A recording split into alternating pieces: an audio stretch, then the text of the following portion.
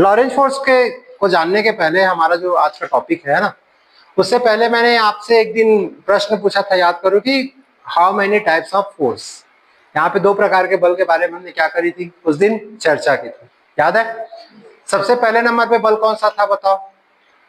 हम साइकिल चला रहे हैं, याद आ रहा है? yes, तो जब हम साइकिल चला रहे हैं तो उस टाइम पे हमारा फोर्स था, दो प्रकार का था। एक, जब आपको स्पीड बढ़ानी हो, तो जब हमको स्पीड बढ़ाना है तो क्या करते हैं बेटा बताओ?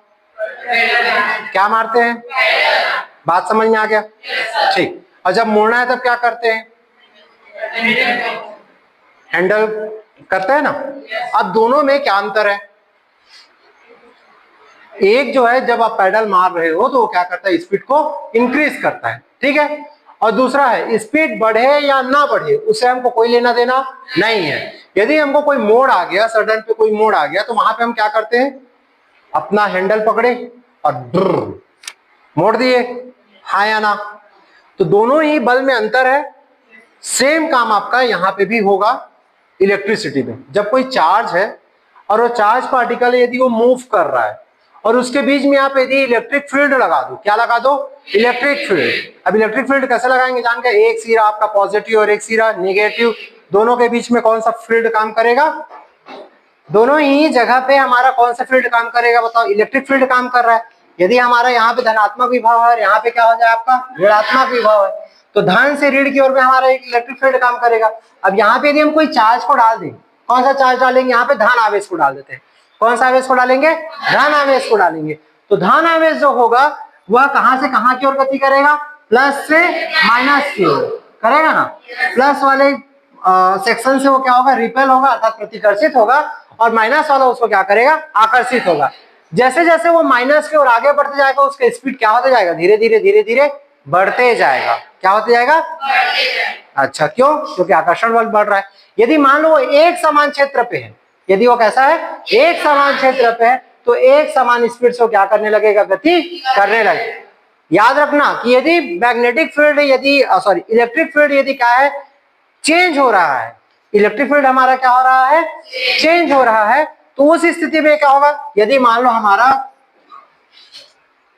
इलेक्ट्रिक फील्ड हमारा क्या है, यहाँ पे इलेक्ट्रिक फील्ड यदि ये चेंज होता है, यदि ये चेंज हो रहा है, तो जैसा जैसा इलेक्ट्रिक फील्ड, यदि मान लो इलेक्ट्रिक फील्ड का मान अधिक से कम हो रहा है तो गति भी वैसी ही होगा। लेकिन यदि मान लो यदि हम दो प्लेट के बारे में बात कर रहे हैं, यहाँ पे एक प्लेट ये है, ये धन आवेश से आवेशित है और एक ऐसा है ऋण आवेश से आवेशित है। यहाँ पे यदि एक समान इलेक्ट्रिक फील्ड है, यहाँ पे हमारा जो विद्युत क्षेत्र है वो कैसा है? एक समान है।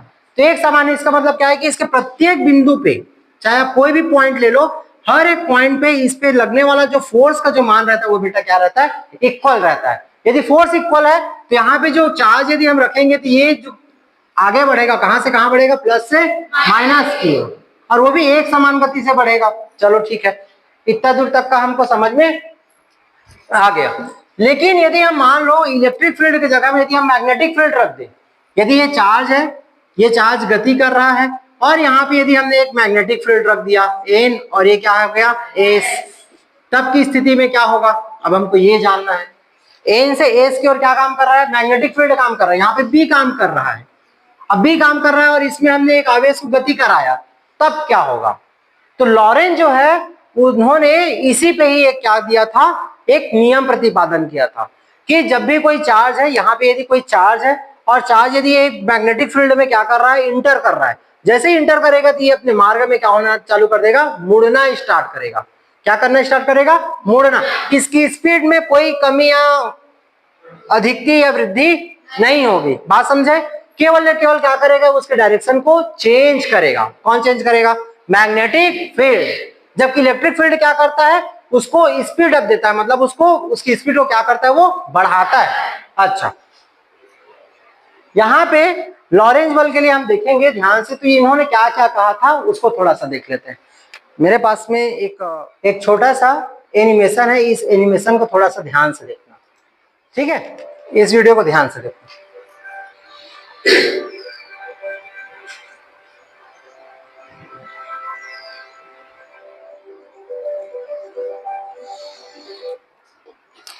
इस सेक्शन में ध्यान दें।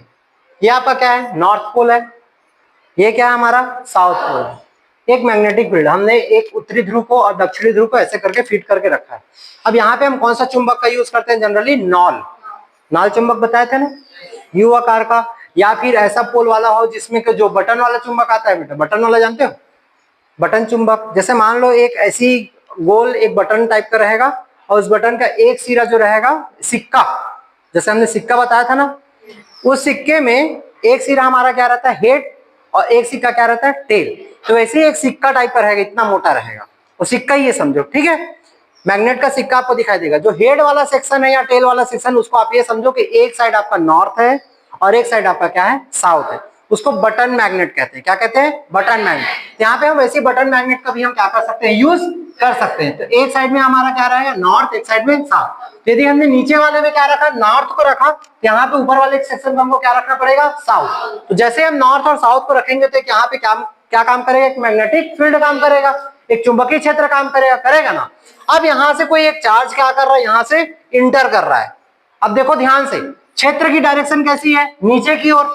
ये जा किधर रहा है? इधर की ओर। दोनों के बीच में कितने डिग्री का कोण बन रहा है बताओ? यहाँ पे देखो कितने अंश का कोण बन रहा है? 90 डिग्री का। तो जैसे ही वो उसमें क्या करेगा? घुसेगा, तो उसके बाद देखो क्या होता है। जैसे ये गया, एक सर्कुलर पाथ में क्या करने लगा? वो गति करने लगा। इसको हम फ्लेमिंग के लेफ्ट हैंड रूल से भी हम समझ सकते हैं। किससे समझेंगे? लेफ्ट हैंड रूल से। ठीक, उसके बारे में हम बाद में बात करेंगे कि लेफ्ट हैंड रूल क्या था। तो इसके हिसाब से पहले इसकी खोज किसने की थी? लॉरेंज ने की थी। किसने की थी? लॉरेंज ने की थी। परिभाषा क्या कहता है? जब भी कोई आवेश किसी चुंबकीय क्षेत्र में गति करता है तो उस पर एक बल कार्य करता है जिसे चुंबकीय लॉरेंज बल कहते हैं। ठीक है, कोई भी हमारे पास में कोई भी आवेश रहेगा, यदि वो गतिमान है, कैसा है? गतिमान है, गतिशील है, और उसको एक मैग्नेटिक फील्ड में क्या कराया जाए? गति कराया जाए, तो उस पर एक बल कार्य करेगा जिसके हम क्या कहते हैं? लॉरेंज बल कहते हैं। अब ये लॉरेंज बल होता है वो किन किन कारकों पे डिपेंड करता है? तो यहाँ पे ध्यान देंगे कि वो 4 चीजों पे डिपेंड कर रहा है। पहला उन्होंने स्टेटमेंट दिया था कि जो लगने वाला बल होगा, जो फोर्स होगा, वो आवेश से क्या होगा? अनुक्रमानुपाती। इसका मतलब है कि आवेश का मान जितना ज्यादा रहेगा, लगने वाला बल का मान भी क्या रहेगा? उतना ही अधिक रहेगा। दूसरा स्टेटमेंट नंबर सेकंड, दूसरा नंबर का क्या कहता है कि आप जितना ज्यादा मैग्नेटिक फील्ड अप्लाई करोगे, मैग्नेटिक फील्ड ज्यादा का मतलब होता है 2 चुंबक है हमारे पास, एक दुर्बल चुंबक है और एक क्या है? प्रबल चुंबक है। तो प्रबल चुंबक जितना ज्यादा प्रबल रहेगा, ठीक है, चुंबक जो रहेगा वो जितना प्रबल रहेगा, अर्थात चुंबकीय क्षेत्र जितना प्रबल रहेगा, उतना ही ज्यादा क्या लगेगी? हमारी फोर्स लगेगी। क्या लगेगी?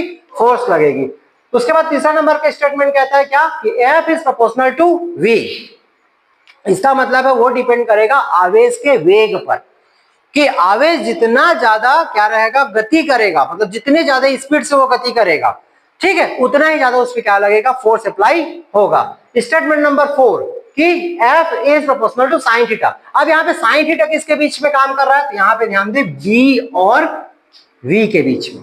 यहाँ पे यदि मान लो एक है हमारा, ये B हो गया, इस डायरेक्शन में B है, और एक डायरेक्शन में हमारा क्या है? यहाँ पे V है। ठीक, तो इनके बीच बनने वाला कोण, इन दोनों के बीच बनने वाले कोण के साइन के अनुक्रमानुपाती होती है। यहाँ पे साइन के क्या रहेगा? अनुक्रमानुपाती रहेगा। तो ये कितने स्टेटमेंट हुए? 4। पहला नंबर में लॉरेंज बल का पहला नियम क्या कहता है? कि जो लगने वाला बल होगा वो किसके अनुक्रमानुपाती है? आवेश की मात्रा।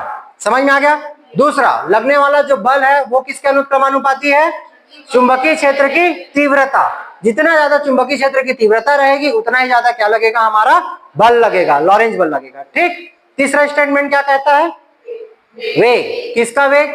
आवेश का वेग। जो आवेश हमारा गतिमान कर रहा है उसका वेग जितना ज्यादा रहेगा, जितना अधिक रहेगा, लगने वाला लॉरेंज बल का मान उतना ही क्या रहेगा? अधिक रहेगा। चौथा, जो सबसे इंपॉर्टेंट है, यहाँ पे देखो 2 चीजें जो है ये बहुत इंपॉर्टेंट है, एक है वेग और दूसरा है साइन थीटा। यहाँ पे थीटा का मान डिपेंड करेगा कि थीटा कितना है। जैसे हम जानते हैं कि साइन का जो मैक्सिमम वैल्यू है कितना होता है? Sine 90 is equal to 1। ये इसका मैक्सिमम है ना? आया ना? तो इसके लिए हम देखेंगे, तो हम इन चारों को मिला करके यदि लिखें, ये चारों स्टेटमेंट को हम एक साथ मिला करके देखेंगे, तो F इज प्रोपोर्शनल टू क्या लिखेगा? Q V B sign theta. अब प्रोपोर्शनल टू हटाने के लिए क्या लगाना पड़ता है भैया? लगा दें। कितना लगाए k, तो हमारा फॉर्मूला क्या बनेगा F इज इक्वल टू के Q V B sine theta.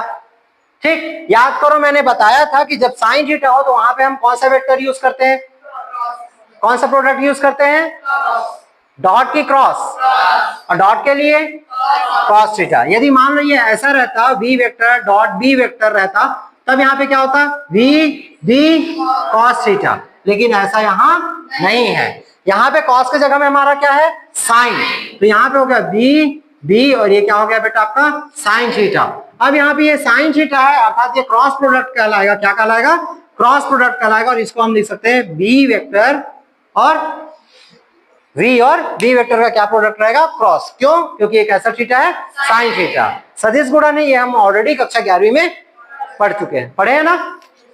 ठीक, अब यदि k का मान को हम ऐसे एडजस्ट करें कि उसका मान कितना लिया जाए 1, यदि k का वैल्यू कितना ले लिया जाए 1 ले लिया जाए, तो यहाँ पे हम मान रखेंगे क्या होगा f बराबर इसका मान कितना हो गया 1, मतलब वो खत्म, टाटा बाय बाय। तो हमारा बचा क्या Q V D sine theta. Q हमारा कैसा राशि अचर है, क्यों अचर है भैया, क्योंकि उसका मान चेंज नहीं होता, साथ ही वो एक अदिश राशि है, तो अदिश राशि इसको हम क्या कर दिए बाहर। अब आपका वेग जो होता है, वेग की एक डायरेक्शन होती है, याद करो, है ना। हमने वेग और चाल में अंतर पढ़ा था। चाल कैसा राशि है अदिश राशि है, उसकी स्पीड जितनी है उतनी ही रहेगी, लेकिन हमारा वेग कैसा राशि होता है एक सदिश राशि होता है। साथ में हमने चुंबकीय क्षेत्र की तीव्रता को भी पढ़ा है कि वो कैसी राशि है सदिश। तो यहाँ पे साइन थीटा है तो दो सदिशों का सदिश गुणनफल है, इसलिए हमारा जो बल लगेगा वो अभी एक ऐसी राशि कहलाएगी सदिश राशि। अब ये किन किन चीजों पे डिपेंड कर रहा है, तो यहाँ पे जो हमने देखा था कि किन किन चीजों पे डिपेंड कर रहा है, तो ध्यान दें। पहला नंबर में है विशेष स्थितियां, इसको हम कहते हैं स्पेशल केस। कौन कौन सा विशेष स्थितियां, यदि मान लो आवेश गति ना कर रहा हो, यदि आवेश क्या ना कर रहा हो गति ना कर रहा हो, इसका मतलब हमने क्या समझा कि v इज इक्वल टू कितना 0। अब गति नहीं करेगा मतलब वो आवेश कैसा है रेस्ट पे है, रेस्ट पे मतलब विराम अवस्था में है, विराम अवस्था में कोई चार्ज नहीं है, तो यहाँ पे जो लगने वाला लॉरेंज बल है बेटा वो क्या हो जाएगा शून्य हो जाएगा। क्या हो जाएगा शून्य। करो F is equal to Q into 0 into B sine theta बराबर कितना हो गया 0। समझ में आ गया। एक सिंपल एग्जांपल समझो, हम बाइक से जा रहे हैं, एकदम इजी एग्जांपल है, इसको थोड़ा सा समझना। हम बाइक से गति कर रहे हैं, ठीक। जब हम गति करते हैं तो हमको एक बल काम करता है नहीं करता, जो ऐसा लगता है जो हमको मोड़ रहा हो या पीछे की ओर ढकेल रहा हो, कौन करता है हवा। बहुत बढ़िया, ताली बचा बच्चे के लिए भाई। सब लोग जानते हैं ना किधर की ओर काम करता है वो पीछे की ओर, और हमको ऐसा लगता है यदि मान लो हम स्टीयरिंग को छोड़ दें तो क्या होगा, कहीं ना कहीं लहरा करके मुड़ेगा, ठीक। लेकिन यदि मान लो आप उस गाड़ी को नहीं चला रहे हो, आप केवल बैठे हो, हवा तो ऑलरेडी विद्यमान है ना, और हम गाड़ी में क्या है केवल बैठे, क्या हम किसी एक्सटर्नल फोर्स का हम अनुभव करते हैं क्या नहीं करते हैं। बात समझ में आ रही है हाँ या ना। हम अनुभव कब कर रहे हैं वो बल का, जब हमारी गाड़ी क्या कर रही है गति कर रही है। तो एक हिसाब से आप देखोगे तो अब इसको कंपेयर करो, ठीक है। कंपेयर कैसे कर सकते हैं, पूरे सब तरफ में क्या लगा हुआ है हवा है, एयर है ना। एयर को हम क्या मान सकते हैं मैग्नेटिक फील्ड मान सकते हैं, मान सकते हैं। जैसे हमने वो उस वीडियो में देखा था कि पूरे तार ऐसे गुथे हुए, उसमें कोई चार्ज आ रहा है, मान सकते हैं ना। तो ये हमारा हवा को हम क्या मान कर रहे हैं चले बताओ मैग्नेटिक फील्ड, और हम गति कर रहे हैं, एम आई राइट, गति कर रहे हैं ना, किसमें है बाइक में। हम अपने आप को क्या मान सकते हैं आवेशित कण मान सकते हैं, कोई भी प्रोटॉन हो गया, ठीक है, या न्यूट्रॉन हो गया, या अल्फा पार्टिकल हो गया, या इलेक्ट्रॉन हो गया, कोई भी कण हो सकता है जो आवेशित हो, ठीक। तो यदि ये आवेशित कण है और उस आवेशित कण को क्या कर देते हैं हम चलाते हैं मैग्नेटिक फील्ड में, जैसे हम चल रहे हैं, हम एक अलग से फोर्स का क्या करते हैं अनुभव करते हैं। सेम चीज अनुभव कौन करता है हमारा आवेश भी करता है। यदि वो स्थिर रहेगा अर्थात यदि वो गति नहीं करता है, तब की स्थिति में हमारा जो लगने वाला बल है वो क्या हो जाएगा शून्य हो जाएगा। पहली स्थिति समझ में आ गया। तो लॉरेंज बल कब काम करता है, जब आवेश क्या हो गतिशील हो, जब आवेश क्या हो। अब कब काम नहीं करेगा, जब वह क्या रहेगा गतिशील नहीं रहेगा, अर्थात वो क्या रहेगी स्थिर रहेगी, ठीक है। दूसरे नंबर में थीटा बराबर 0, थीटा बराबर 0, इसका मतलब क्या समझे। अब यहाँ पे थोड़ा सा इसको मैं ऐसे भी कह सकता हूं कि ये गति का विरोधी बल है। एक हिसाब से देखेंगे तो एक प्रकार का क्या है, गति का विरोधी बल है। कैसे विरोधी बल है? यदि मान लो ये आप v वेग से हमारा जो है q चार्ज है वो मूव कर रहा है, डन कर रहा है ना, और यदि मैग्नेटिक फील्ड भी इसी डायरेक्शन में हो, सेम डायरेक्शन में मैग्नेटिक फील्ड है, मतलब यहां पे हमारा एन ध्रुव है और यहाँ पे क्या है, एस ध्रुव है, बात समझे, और इसी डायरेक्शन में यदि हमारा चार्ज गति कर रहा है तो थीटा का जो मान होगा वो कितना होगा, 0। क्यों? क्योंकि दोनों लाइन कैसा है बेटा, पैरेलल। ठीक, यदि आप इस चित्र से समझे, यदि जब ऐसा था तो ये इसको रोक रहा था, इसकी गति को देखो रोक रहा था और ये मोड़ रहा था, लेकिन ये वाला फोर्स तो है ही नहीं, ये वाला मैग्नेटिक फील्ड है ही नहीं, ये सीधा सीधा एक धारा के रूप में बह रहा है, ऐसा मान सकते हैं। तो इसमें कोई भी हमारा लॉरेंज फोर्स काम नहीं करेगा, अर्थात जब थीटा का मान क्या हो, 0 हो, तब भी हमारा फोर्स का जो वैल्यू होगा वो कितना होगा, 0 होगा। ये समझ में आ गया, हाँ या ना? अब हम बात करते हैं तीसरा कंडीशन जो सबसे इंपॉर्टेंट है, और वो है थीटा इज इक्वल टू कितना degree, 90 degree. Theta is equal to कितना डिग्री, क्योंकि ये मैक्सिमम वैल्यू है हमारा। साइन थीटा का हम दो मान जानते हैं, एक साइन 90 इज इक्वल टू 1, एक होता है हमारा साइन 0 इज इक्वल टू कितना, 0। इसको हम क्या कहते हैं बेटा, मिनिमम, और इसको हम क्या कहते हैं, मैक्सिमम। हाँ या ना बोलो, पक्का लॉक कर दिया जाए, कराधन नहीं। मिनिमम माने सबसे न्यूनतम मान, 0 से और क्या होगा, यदि हम -1 भी लेकर के चले तो भी वो उसी डायरेक्शन को चेंज करेगी, लेकिन वो -1 जो रहेगा वो मैक्सिमम ही कहला जाएगा, है ना। फिजिक्स में मैंने कहा था क्या कि माइनस जो चिन्ह है वो क्या चीज को रिप्रेजेंट कर रहा है, डायरेक्शन को, बात समझे। ठीक, यहाँ पे यदि मैक्सिमम आपको जब भी लेना रहता है तो हम कितना लेते हैं, साइन 90। कॉस के लिए मैक्सिमम कितना लेते हैं बताओ, कॉस के लिए 0 जो होता है वो मैक्सिमम होता है, क्या होता है, मैक्सिमम। इसी प्रकार से कॉस के लिए मिनिमम कितना होता है बताओ, 90। यहाँ पे ये क्या होता है, 0, इसको हम क्या लेते हैं बेटा, मिनिमम। ये बात समझ में आई, हाँ या ना? तो हम दो स्थितियों के बारे में बताएंगे, पहला होता है मिनिमम और दूसरा होता है मैक्सिमम। तो मैक्सिमम कितना फोर्स काम करेगा, यदि F बराबर Q, ठीक है, यहाँ पे ये 0 नहीं रहेगा, सॉरी, ये क्या रहेगा हमारा, V इंटू बी साइन 90। अब ये साइन 90 का मान कितना हो गया, A, तो हमारा फाइनल जो आंसर आएगा वो क्या आएगा, F is equal to Q V B, Q V B. और इस बल को हम क्या कहते हैं, मैक्सिमम फोर्स कहते हैं। ये बल हमारा क्या कहता है, मिनिमम, ये भी हमारा क्या कहलाता है, मिनिमम। तो लॉरेंज बल के लिए हम देखेंगे तो यहाँ पे जो दो चीज है जिसपे वो निर्भर कर रहा है मुख्य रूप से, भाई आवेश पे तो निर्भर करेगा ही करेगा, वो चार्ज है तो करेगा, यदि प्लस है तो उसकी डायरेक्शन अलग, माइनस है तो उसकी डायरेक्शन अलग, ठीक है। दूसरा नंबर में मैग्नेटिक फील्ड पे भी करेगा, भाई जितना ज्यादा मैग्नेटिक फील्ड लगाओगे बल का मान उतना ही क्या रहेगा, अधिक रहेगा। ये दोनों चीजों को हम यहाँ पे अभी छोड़ देते हैं, फिलहाल छोड़ देते हैं। जो मेन जो बातें हैं, चाहे वो आवेश रहे और मैग्नेटिक फील्ड भी रहे, लेकिन यदि वो गति नहीं कर रहा है तो यहाँ पे लॉरेंज बल काम नहीं करेगा। आई बात समझ में, लॉरेंज बल कब काम करेगा, जब केवल क्या करेगा, वो गतिशील रहेगा। दूसरा, थीटा का मान, यदि मान लो थीटा का मान क्या है, 0 है, मतलब 0 से धीरे धीरे बढ़ते बढ़ते जाएगा कहां तक, 90 तक, ठीक। 0 में 0, फिर उसका 10 करेंगे तो थोड़ा सा उसका बल का मान क्या रहेगा, अधिक होगा, फिर उसके बाद 10 के बाद 20, 30, 40, 50, 60, 70, 80 और 90 जब हम पहुंचेंगे तो वहां पे उसकी जो वैल्यू होगी वो क्या होगी, मैक्सिमम होगी, ठीक। तो यहाँ पे यदि आप साइन के वैल्यू के अकॉर्डिंग यदि आप काम करें तो जैसे मान लो आप यहाँ पे लगा देते हैं, ये हो गया आपका Q V और B साइन, मान लेते हैं 30 अंश लगा देते हैं, कितना लगा देते हैं, 30 अंश। तब की स्थिति में हमारा F का मान निकालो तो F बराबर क्या निकलेगा, Q V B, और साइन 30 का मान कितना होता है, 1/2, 1/2। तो F इज इक्वल टू कितना निकलेगा, Q V B बाई कितना निकलेगा, 2। मतलब जो बल लग रहा है उसका क्या रहेगा बेटा, आधा, क्या रहेगा, आधा। जैसे जैसे हम धीरे धीरे आगे बढ़ते जाएंगे ये बल का मान और बढ़ते जाएगा, और 90 पे जाकर के जब हम थीटा इज इक्वल टू 90 रखेंगे उस स्थिति में F इज इक्वल टू निकलेगा Q V और B, ठीक। अब इसको आप, अब इसकी डायरेक्शन हमको जानना है, क्योंकि ये सदिश राशि है, दो सदिशों का यदि सदिश राशि है तो वह एक सदिश राशि हो रही है। सदिश राशि इसका मतलब क्या हो रहा है, यहाँ पे देखो ये दो सदिश है हमारे पास में v और एक सदिश क्या है हमारा b, दोनों के बीच में क्रॉस प्रोडक्ट है, सदिश गुणन है, तो एक हमारी तीसरी राशि भी होगी, वो क्या होगी, एक सदिश राशि होगी। मतलब उसकी हमको एक दिशा बतानी होगी।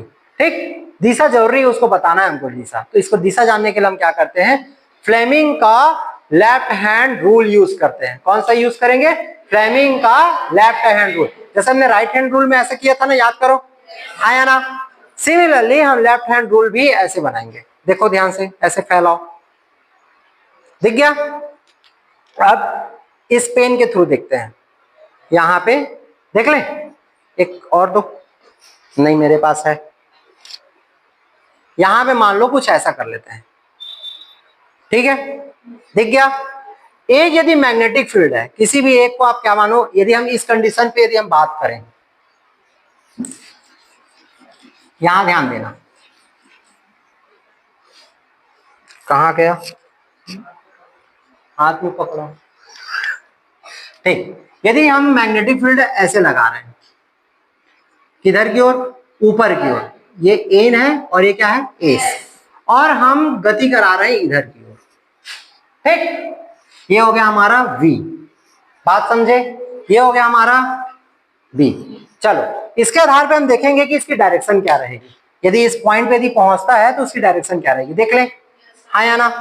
तो कौन सा हैंड बोला मैं, ठीक है। अब चलो इसके अकॉर्डिंग हम देखते हैं, लेफ्ट हैंड रूल के अकॉर्डिंग हम उंगलियों को चलो फैला ले। कौन कौन सा फैला, ये वाला जो उंगली रहेगा वो किसकी डायरेक्शन में रहेगा, बी की डायरेक्शन में। ये उंगली किसके डायरेक्शन में रहेगा बताओ, बी की डायरेक्शन में। ये वाला जो है वी है, बी फॉर बाल, बी फॉर वेन, चलो लगा दो, ये दिख गया, आया ना। ये कहां जा रहा है देखो, ऊपर, ये कहां जा रहा है देखो, इधर। तो चलो बताओ अब अंगूठा किधर जा रहा है भैया, किधर ही ओर, आपकी ओर ना।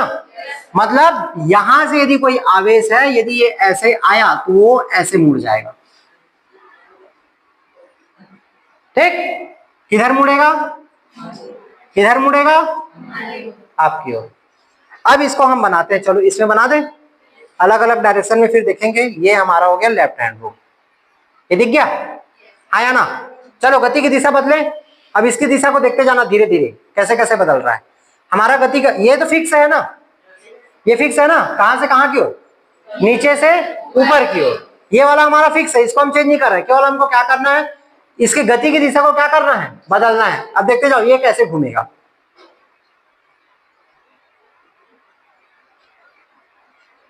दिखा। यदि ये ऐसा है तो ये इधर की ओर मूव करेगा, मतलब यहां मूव करेगा। जैसे यहां आएगा तो ये ऐसे हो गया, डायरेक्शन इधर हो गया, फिर ये इधर आएगा, डायरेक्शन इस प्रकार से कैसे पाथ में गति कर रहा है देखो, सर्कुलर पाथ में मूव कर रहा है। एक बार और देखो ध्यान से, किसका नियम है ये, फ्लेमिंग का, कौन सा, लेफ्ट और राइट, राइट तो नहीं बोलोगे, राइट बोलोगे तो कुछ नहीं होगा, ठीक है। एक बार और देख ले, पेन क्या है, पेन क्या है, चुंबकीय क्षेत्र की, ई क्या है, ई क्या है, ये वाला देखो ना, वेग ना। ये वाला क्या है, मार्कर वाला, लगने वाले बल की दिशा। इसमें मुझे लिख देना था ना, ये तो निशान दिख रहा है ना, रेड पेन, रेड पेन चुंबकीय क्षेत्र की तीव्रता, ब्लू पेन वेग की दिशा, किसका, आवेश का ना, जो गतिशील आवेश है उसके वेग की दिशा। और ये ब्लैक पेन क्या है बताओ, और तीनों कितना सा कोण बना रहे हैं, ध्यान से देखो, एक दूसरे के साथ में कैसा है, 90 है ना। अब इसके अकॉर्डिंग यदि आप इसको बना लिए तो इसके अकॉर्डिंग आप जान सकते हो कि कैसे गति करेगा। ये हो गया। यदि मान लो हमारा मैग्नेटिक फील्ड ऐसा है और गति ऐसा है, उस स्थिति में क्या होगा, चलो बताओ, कहां जाएगा हमारा कण, नीचे की ओर। किधर की ओर जाएगा, मैग्नेटिक फील्ड इधर है, यदि आवेश इधर जा रहा है आपकी ओर, तो यहां से क्या हो जाएगा, सीधा इधर की ओर बेटा, नीचे की ओर। आ गई बात समझ में, हाँ या ना। पक्का? आप इसको मुड़ने वाला भी बना सकते हो, देखो ध्यान से, ये देखो ये ऊपर वाला, यदि आप लेफ्ट हैंड को लें, ध्यान देना मजा आएगा, देखें ये हो गया हमारा लेफ्ट हैंड, उसमें हमने कौन सा लिया था, राइट हैंड। चलो इसके अकॉर्डिंग हम देखते हैं कैसे मुड़ेगा, देख लें, आया ना। ई का है चुंबकीय क्षेत्र की दिशा, अब मैं थोड़ा सा चेंज कर रहा हूं, ठीक। उंगलियां क्या है, वेग की दिशा। अब इसको घुमाओ, चलो जहां पे तुम घुमा सकते हो हथेली के अकॉर्डिंग, जैसे हमने इसको घुमाया था वैसे हम इसको नहीं घुमा सकते, घुमा सकते हैं, आया ना। तो ये किधर हो रहा है, देखो यदि ये कागज का तल माने तो कागज के तल के बाहर आ रहा है। ओके चलो अब नीचे करते हैं, ये हो गया हमारा नीचे, गति की दिशा यही है, घुमा चलो, किधर जा रहा है, अंदर की ओर जा रहा है ना। तो जैसे आप मैग्नेटिक फील्ड का जो डायरेक्शन बदलोगे, हमारे लगने वाले बल का भी डायरेक्शन क्या होने लगेगा, बदलने लगेगा। ओके अब समझ में आ गया, कोई डाउट है, ठीक। चलो लॉरेंज बल को एक बार आप लोग बताओ, लॉरेंज बल की स्टेटमेंट कितने हैं, 4। Q is F is proportional to Q, F is proportional to F is proportional to V, F is proportional to sin theta. किसके किसके बीच बनने वाले कोण का मान है बताओ, V और B के बीच, है ना भाई। Q के बीच में कहां बनेगा, आवेश तो क्या राशि है हमारी, अदिश राशि है ना, उसके बीच का कोण को मैं क्या करना, ठीक, वो तो बॉल है, एक गेंद है, वहां थोड़ी कोण बनेगा। कोण तो वेग की डायरेक्शन में जिसमें दिशा रहेगा कोण उसी के बीच बनेगा ना, वेग में डायरेक्शन है और बी में डायरेक्शन है, तो कोण उन्हीं दोनों के बीच बनेगा, ठीक। कौन से हैंड से उसका हम जानते हैं उसकी दिशा को, किसका, मेरा, किसका, फ्लेमिंग ने ये नियम दिया था, इसलिए हम उसके अकॉर्डिंग जानते हैं, ठीक। चलो लॉरेंज बल के लिए हमने ये सारे चीज हमने देख लिया है, इसको थोड़ा सा ध्यान देते हैं। इलेक्ट्रिक फील्ड के लिए यदि हम बात करें, इलेक्ट्रिक फील्ड के टर्म्स में यदि हम बात करेंगे तब की स्थिति में क्या होगा। अभी हमने मैग्नेटिक फील्ड के टर्म्स में बात किया था, यहां पे देखो, वहां पे जब हमने बात की थी तो वहां पे कोई भी विद्युत क्षेत्र अप्लाई नहीं था, ठीक। वहां पे केवल कौन सा क्षेत्र था, चुंबकीय क्षेत्र। लेकिन यदि मान लो जब भी कोई आवेश है वह चुंबकीय क्षेत्र और विद्युत क्षेत्र दोनों में गति करे, कहां कहां गति करे, विद्युत क्षेत्र दोनों में गति करे, तब की स्थिति में क्या होगा।